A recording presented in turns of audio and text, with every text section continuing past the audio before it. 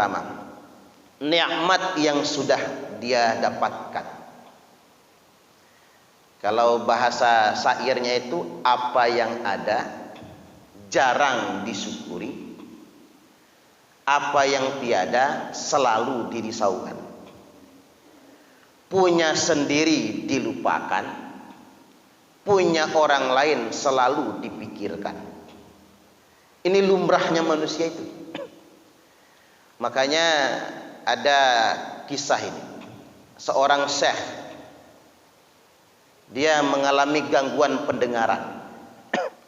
Jadi dioperasi, mungkin jadi budek lah. Biar terang lagi maka dia harus operasi. Setelah operasi keluar tagihan dari pihak rumah sakit. Nangis dia, Pak. Kata pihak rumah sakit, "Syekh, kalau Anda nggak sanggup membayar, nggak apa-apa, biar kami bebaskan." Namanya sama ulama. Kalau Anda nggak sanggup membayar, nggak apa-apa, biaya rumah sakit ini bebas. Anda tidak perlu bersedih. Kata syekh itu, yang aku tangisi bukan tagihan rumah sakit ini, tapi yang aku tangisi puluhan tahun aku make ini kuping, kata dia. Nggak pernah bayar sama Allah itu. Tapi begitu sakit, alangkah mahalnya biaya rumah sakit ini. Ternyata selama ini lupa mensyukuri nikmat Allah Subhanahu wa ta'ala. Allahu Akbar. Sungguh luar biasa. Kayak orang pakai alat picu jantung. Harganya berapa itu alat picu jantung kan? Nah, kita yang duduk di sini yang sehat, yang dengan sendirinya Allah ciptakan alat picu jantung, kita tidak pernah bayar sama Allah. Atau orang kena corona itu, Pak, di oksigen. Satu tabung oksigen berapa biayanya? Sedangkan kita bisa bernapas tanpa harus membayar dengan Allah Subhanahu wa ta'ala. Makanya kadang-kadang kita jadi lupa. Allah Subhanahu wa ta'ala berfirman, a'udzubillahi minasyaitonir rajim, wala takunu kalladzina nasullaha fa ansahum anfusahum. Ini surat Al-Hasyr. Imam salat paling seneng ngebaca ini ayat. Wala takunu kalladzina, janganlah kalian semua menyerupai, kalladzina, seperti orang-orang nasullaha, yang lupa dengan Allah, lupa mensyukuri nikmat Allah. Fa ansahum anfusahum, maka akibatnya Allah bikin mereka lupa dengan diri mereka sendiri. Subhanallah. Jadi kalau kita ini melupakan nikmat Allah, lupa bersyukur kepada Allah, maka Allah akan bikin kita lupa dengan diri kita sendiri. Ada kisah hikmah menarik ini. Ada yang baru gajian, gajinya 10 juta. Dia belanja ke mall, mau tarik tunai ini karena sudah ditransfer, gajinya 10 juta, mau tarik tunai. Begitu tarik tunai, ada ibu-ibu sama anak kecil mendekat. "Pak, minta duit 5.000 saja jadilah."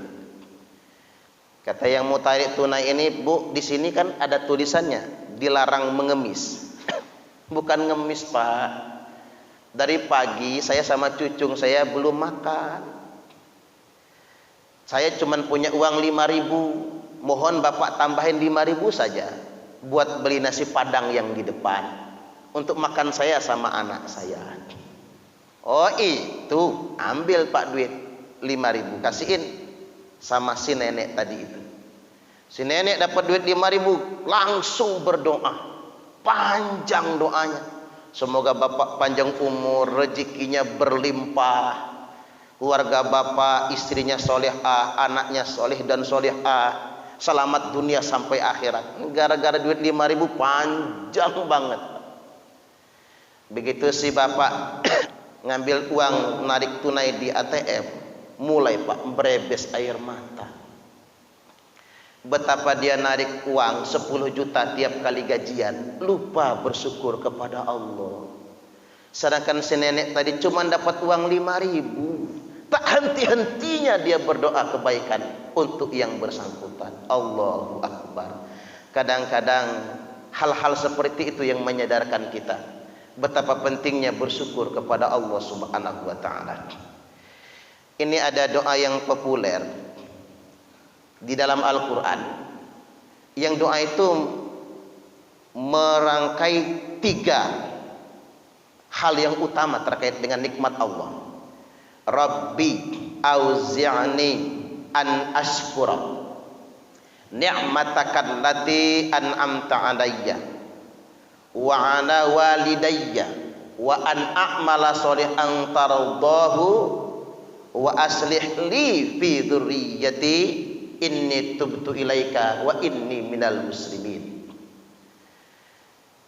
Ayat ini mengandung 3 kategori: nikmat, rahmat, dan nikmat, hikmat, dan rahmat. 3 kategori. Nikmatnya di mana? Nikmat itu baru terasa ketika disyukuri. Rabbi auzi'ni an ashkura ni'mataka allati an'amta alayya wa ala walidayya. Itu nikmat.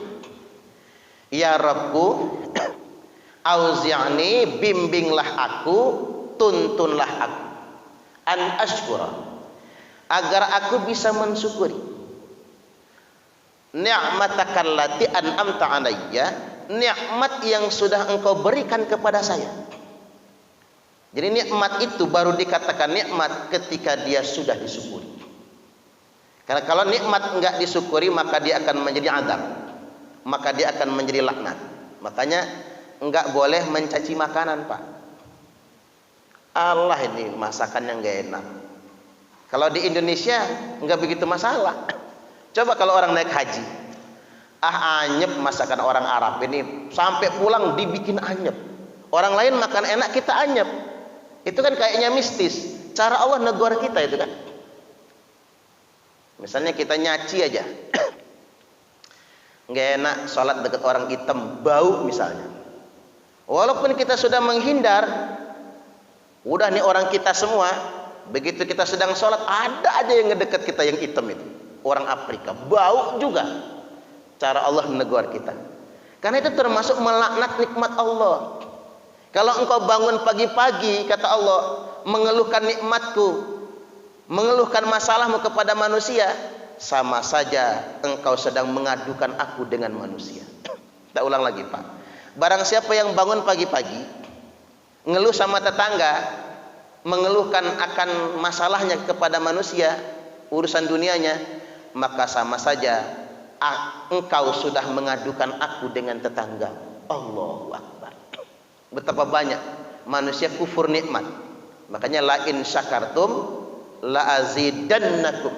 Jika kalian semua bersyukur maka pasti akan ditambah nikmat atas kalian. Wala in kafartum inna adzabi lasyadid. Dan apabila kalian bersyukur sesungguhnya azabku sangat pedih. Ini kufur nikmat itu kadang-kadang dari ucapan saja. Nah, setelah kita bersyukur, maka nikmat tersebut akan menjadi hikmat. Wa an a'mala sholihan tardahu. Kapan dia menjadi hikmat? Ketika nikmat itu digunakan untuk beramal sholih. Pertama, mampu mensyukuri nikmat. Ini luar biasa Bapak Ibu. Sudah mampu mensyukuri nikmat saja udah adem banget hidup ini. Makanya kata orang bijak begini, bukan kaya yang menjadikan engkau bersyukur, tapi bersyukurlah yang menjadikan engkau kaya. Iya juga ya Pak. Bukan bahagia, bukan kaya yang membuat engkau bahagia, tapi bahagialah yang membuat engkau kaya. Karena kaya itu bukan soal harta, tapi kaya itu adalah soal rasa. Pemberian dari Allah Subhanahu wa ta'ala. Makanya saya ingat modal ibu saya, Pak. Ibu saya, Bapak Ibu, kalau waktu saya masih kecil sih tak iya-iyain aja, Pak. Pura-pura budak kadang. Kalau orang tua ngasih nasihat. Begitu sudah merantau, apalagi sudah setua ini, bener banget kata ibu saya itu. Halah kinai aban berjalan Tundoi saja baik keting. Ini bahasa Inggris ini Pak. Bahasa Inggris Kingston. King itu raja, stone itu batu raja. Halah kina aban berjalana, jangan lihat awan yang sedang berjalan. Iyalah tersandung juga kalau dongak ke atas terus. Tundoi saja baik keting. Oh, filosofinya ibu saya. Lihat saja jempol kaki. Ingat asalmu. Ibu saya itu kalau lagi nyeramahin saya Pak, kalau lagi bandel nih saya, apalagi mau pergi sambil nangis itu ngomong begini, ama dihi sare naklah lama dihi sare, ama dihi miskin naklah lama dihi miskin. Bahasanya gini, kalau kita susah nak, sudah lama kita susah. Kalau kita miskin nak, sudah lama kita miskin. Jangan tumben jadi orang susah, jangan tumben jadi orang miskin. Syukuri apa yang ada. Allahu Akbar. Jangan ngambil hak orang lain. Itu Pak, setelah keluar dari kampung, benar, baru resap apa yang dikatakan ibu itu. Itulah makna syukur yang sesungguhnya. Apa yang ada di kita, itu yang kita syukuri. Kalau ngeliatin punya orang yang gak ada habisnya, kita kaya, masih banyak yang lebih kaya. Apalagi kita udah masuk ke kompetitif, alhaakumut takatsur, bermegah-megahan telah melalaikan kalian semua. Udah paling susah hidup begitu Bapak Ibu. Nah, kembali ke hikmat tadi. Setelah nikmat jadi hikmat. Kapan jadi hikmat? Ketika kita bisa menggunakannya untuk beramal solih. Karena tak semua orang bisa menggunakan nikmat Allah untuk beramal solih. Banyak orang menggunakan nikmat Allah untuk berbuat maksiat. Makanya kita berdoa kepada Allah, wa an a'mala sholihan tardahu, agar kita bisa menggunakannya beramal solih yang engkau ridhoi. Baru yang terakhir jadi rahmat ya. Nikmat, hikmat, rahmat. Kapan dia menjadi rahmat? Wa aslih li fi dzurriyyati. Ya Allah, perbaikilah, solihkanlah semua keturunan. Allahu Akbar. Jadi kalau nikmat sudah disyukuri, lalu hikmat dijadikan untuk beramal solih, lihatlah keturunannya. Akan menjadi keturunan yang solih dan solihah semua. Coba lihat Pak, walaupun anak kita masukin pesantren, tapi kita biayai dengan sesuatu yang haram, ngambil hak orang lain, maka dia akan menjadi laknat. Makanya jangan heran Pak, kalau jabatan tinggi, penghasilan banyak, tapi anaknya narkoba, jangan heran. Ada yang salah dengan nikmat dan dengan hikmatnya. Makanya dia tidak dapat rahmat. Gaji gede, tunjangan besar, tapi bininya ngemol, dikit-dikit ngemol. Jadi ibu-ibu sosialita pamer perhiasan. Ada yang salah itu dengan nikmatnya. Entah kurang sedekahnya, apa yang masuknya kurang halal gitu, ada masalah. Coba bandingkan sama orang kampung. Orang kampung hidup sederhana, anaknya jadi doktor, anaknya jadi lulusan terbaik universitas anu misalnya. Karena apa? Dia bisa mensyukuri nikmat, hikmat menggunakan untuk beramal sholih, akhirnya dia mendapatkan rahmat. Mudah-mudahan kita dapat ketiga paket ini. Allahumma amin. Satu ya. Dua sekarang. Kata-kata yang sudah terlanjur diucapkan, ini juga mudah sekali membuat manusia lupa. Lidah tak bertulang. Mulutmu adalah harimau. Betapa banyak manusia yang binasa hanya gara-gara lisannya. Nabi bersabda, man kathura kalamuhu kathura dunubuhu. Barang siapa yang paling banyak ngomongnya, dialah yang paling banyak dosanya. Bu, ibu hebat nggak ngantuk ya. Yang paling banyak ngomong siapa? Ibu-ibu apa saya kira-kira ya Pak? Yang paling banyak ngomong ya Bu ya, itu yang paling banyak dosanya. Kalau ibu-ibu ini yang paling banyak ngerumpi biasanya, yang paling banyak mengucapkan kata-kata. Makanya ustadz itu Pak, bisa jadi dosanya lebih banyak ketika dia mengatakan apa yang tidak dia amalkan. Karena ancamannya gak enak banget dalam Quran itu. Kabura maqtan indallah. amat besar kebenciannya di sisi Allah Ta'ala. Ang taqulu ma la taf'alun, engkau mengatakan apa yang tidak engkau kerjakan. Kadang-kadang manusia menganggap enteng urusan lisan, padahal begitu banyak manusia yang celaka hanya gara-gara lisannya. Bahkan begini, Allah itu bahkan sering sekali Bapak Ibu, belum menghukum manusia gara-gara perbuatannya. Tapi Allah malah langsung menghukumnya gara-gara kata-katanya.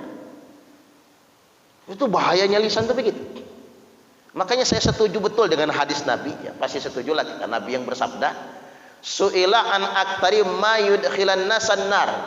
Nabi ditanya oleh sahabat, "Ya Rasul, apa perkara yang paling banyak memasukkan manusia ke dalam neraka?" Kata Nabi, "Alfamu, mulut. Itu yang paling banyak memasukkan manusia ke dalam neraka. Ini yang paling banyak." Banyak hal yang terjadi hanya gara-gara lisan, hanya gara-gara omongan. Kan musyrik itu rata-rata bukan karena perbuatan, malah gara-gara perkataan. Murtad itu perkataan sumbernya, belum perbuatan. Contoh misalnya, sholat itu nggak wajib. Mengapa kok ngerjain sholat? Sholat nggak wajib. Itu murtad. Walaupun dia perbuatannya masih mengerjakan sholat. Tapi ketika dia mengucapkan perkataan itu dan meyakininya, maka dia dianggap murtad. Hukum yang dijatuhkan kepadanya hukum orang murtad. Itulah bahayanya kata-kata. Makanya zaman sekarang ini orang banyak ngomong asal bunyi. Waduh, bahaya sekali. Tidak membahayakan orang lain, tapi akan membahayakan dirinya sendiri. Saya ambil contoh sederhana. Profesor Dr. Insinyur Thomas Anders ditanya apa hebatnya kapal Titanic yang dia rancang ini. Kata Thomas Anders, jangankan badai dan gelombang, jangankan gunung es dan batu karang, Tuhan pun tidak bisa menenggelamkannya. Kata-kata. Oke, kata Allah, kita jajal, tumburin betul ke gunung es, tenggelam kapalnya. Ada orang bertanya, ngapa Titanic ditenggelamkan? Apa di sana banyak zina? Di kapal lain banyak zina, di kapal lain Pak, kapal pesiar yang lain. Apa di sana ada minuman keras? Di kapal pesiar yang lain gudangnya minuman keras. Apa di situ ada judi? Kapal pesiar yang lain banyak judi tapi nggak tenggelam. Kok ngapa Titanic doang yang tenggelam? Karena satu kata, Tuhan pun nggak bisa menenggelamkannya. Allahu Akbar. Na'udzubillah. Hati-hati dengan kata-kata. Makanya jangan suka bersumpah, apalagi sumpah yang jelek-jelek. Jangan suka mencaci, karena cacian akan kembali ke diri kita sendiri. Seandainya tidak mengenai orang yang kita caci, maka malaikat mengatakan walaka bimithli, engkau seperti apa yang engkau ucapkan. Misal contoh lagi, Marilyn Monroe. Saya nggak kenal Pak, cuman kenalnya gara-gara Jaja Miharja itu.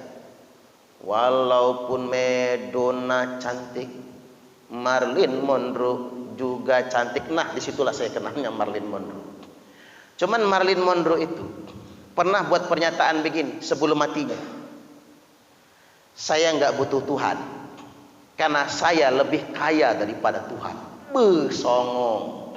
Ini omongan nih, omongan.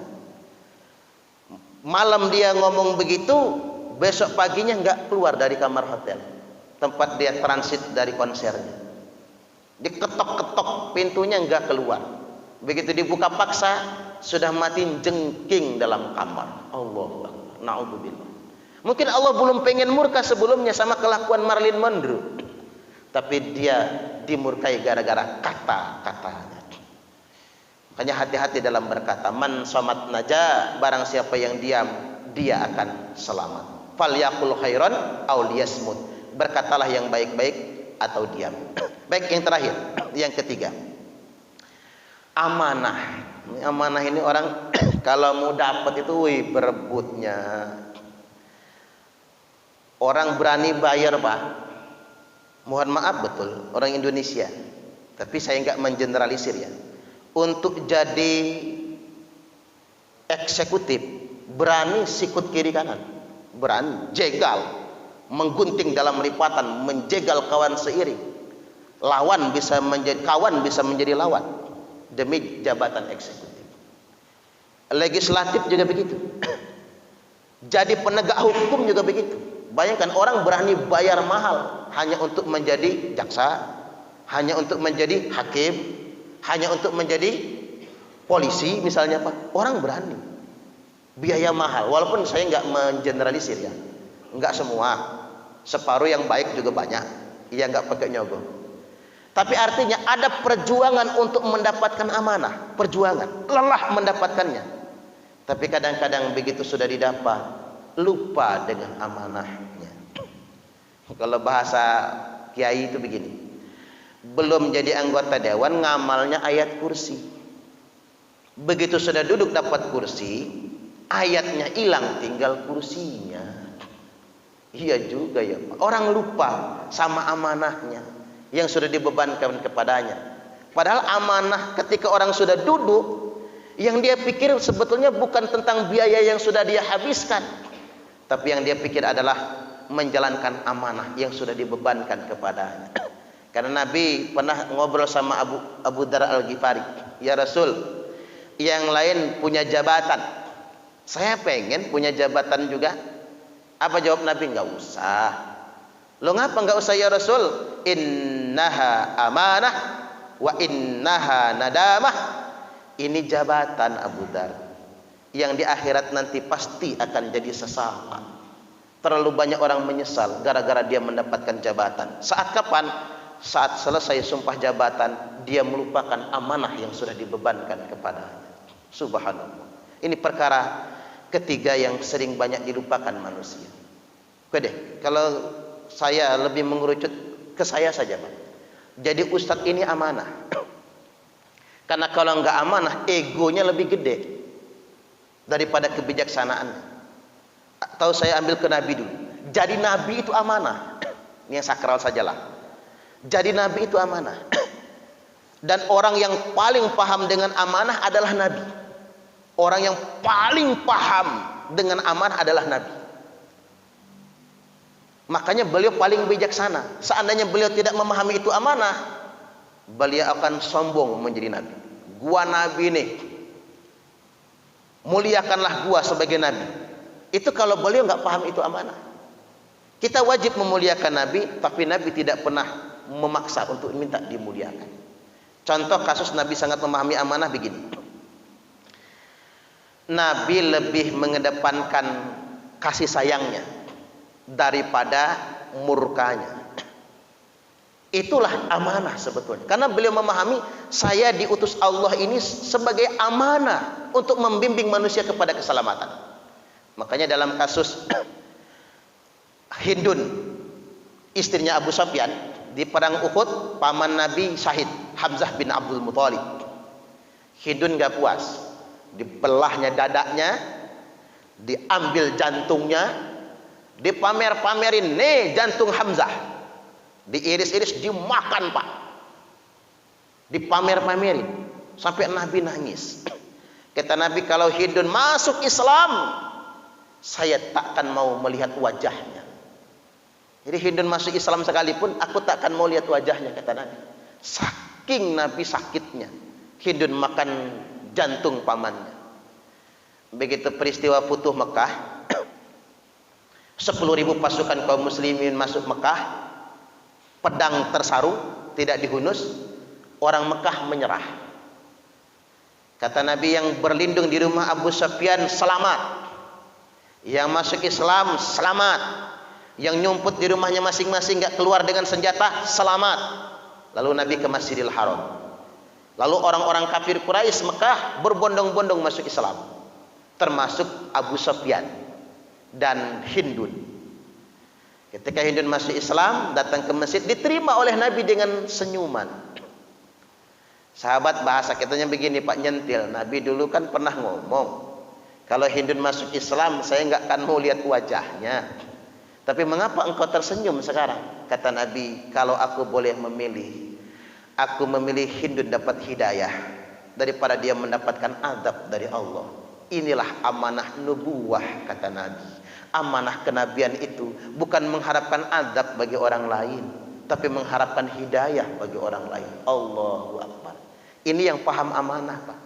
Makanya saya berpendapat orang yang paling paham dengan amanah adalah Nabiullah Muhammad sallallahu alaihi wasallam. Manusia yang paling hafal tentang amanah.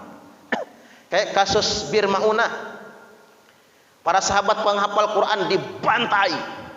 Al-Quran diinjak-injak dan dikencingi. Semua habis, Pak, enggak sisa satupun. Penghafal Quran dibunuh. Nabi saking keselnya, ada sisi kemanusiaannya kan, Pak. Bisa marah juga tuh Nabi. Nabi langsung melaknat mereka selama sebulan penuh, 30 hari. Setelah 30 hari, Allah turunkan ayat. Ali Imran ayat 128. Laisa laka minal amri syai'un aw yatuba 'alaihim aw yu'adzibahum fa innahum dhalimun. Sudah Muhammad, berhenti melaknatnya, kata Allah. Bahasa kitanya begitu, Pak. Ini bukan urusanmu lagi. Aw yatuba 'alaihim, apakah taubat mereka diterima dengan aku memberikan hidayah, kata Allah, itu hakku. Aw yu'adzibahum, apakah mereka mendapatkan azab, fa innahum dhalimun, karena mereka sudah zalim, itu hakku, bukan urusan. Baru Nabi sisi kenubuahannya muncul, Pak. Ya Allah, kata Nabi, kalau aku boleh milih, jangan engkau adab mereka, tapi datangkan hidayah kepada mereka. Allahu Akbar. Kesalnya Allah kasih waktu dulu, marahlah dulu sekarang, kata Allah. Tapi baru Allah ingatkan tentang amanah yang paling agung. Bukan adab yang paling penting untuk mereka, tapi hidayah yang nomor satu. Makanya saya, Pak, sampai menetikan air mata. Cucu Nabi, Habib Ali Zainal Abidin Al-Jufri rahimahullah, ulama internasional ya, Pak. Levelnya itu bukan lagi nasional, tapi sudah internasional. Sudah ribuan orang masuk Islam. Beliau bertemu dengan salah satu pembuat karikatur Nabi. Pembuat karikatur yang menista Nabi ini sampai terkejut.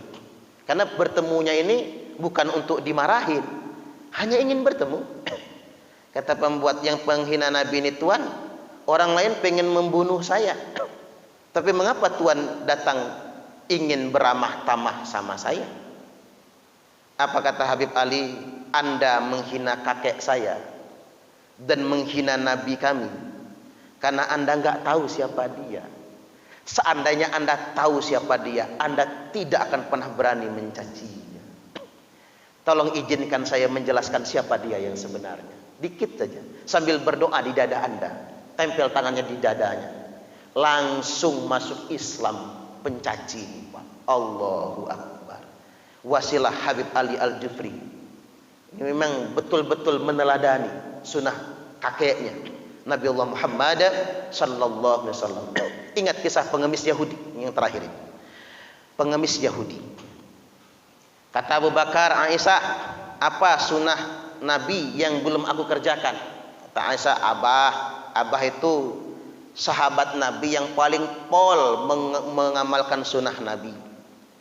Tapi kalau Abah pengen satu hal yang belum Abah lakukan, tuh di ujung pasar ada pengemis yang tiap hari disuapin Nabi. Kalau begitu, kata Nabi, kata Abu Bakar, saya lanjutkan sunnah Nabi itu. Pergi dia ke ujung pasar. Tapi kaget Abu Bakar, Pak.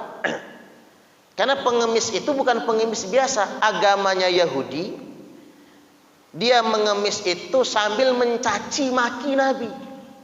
Muhammad pendusta, Muhammad pembohong, Muhammad mesum. Itu yang diulang-ulangnya. Waduh, Abu Bakar geremet, Pak.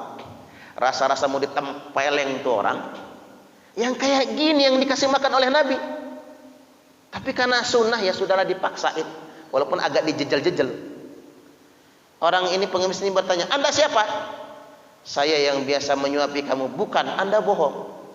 Karena yang biasa nyuapin saya nggak kayak gini cara nyuapinnya. Emang kayak mana nyuapinnya, kata Abu Bakar? Yang biasa nyuapin saya, rotinya dilembutkan, dicampurkan air, disuapkan ke mulutku, dan aku diberinya minum, dielus-elusnya bahuku sampai aku kenyang, dan dia tidak akan meninggalkan aku sampai aku kenyang. Abu Bakar langsung nangis. Ngapa Anda nangis, Tuan? Yang biasa nyuapin kamu seminggu yang lalu meninggal dunia. Dia adalah Muhammad bin Abdullah yang setiap hari kamu caci nggak habis-habisnya. Sepengemis buta ini langsung terkejut, jatuh pingsan. Bangun dari pingsan, dia langsung mengucapkan kalimat syahadat, masuk Islam. Allahu Akbar. Kalau Nabi menggunakan egonya, Pak, gua Nabi kekasih Allah, dihina orang. Apalagi itu di Madinah kan sudah kekuasaan Islam, pancung aja tuh pala pengemis. Kalau Nabi menggunakan egonya, tapi karena beliau menggunakan amanah.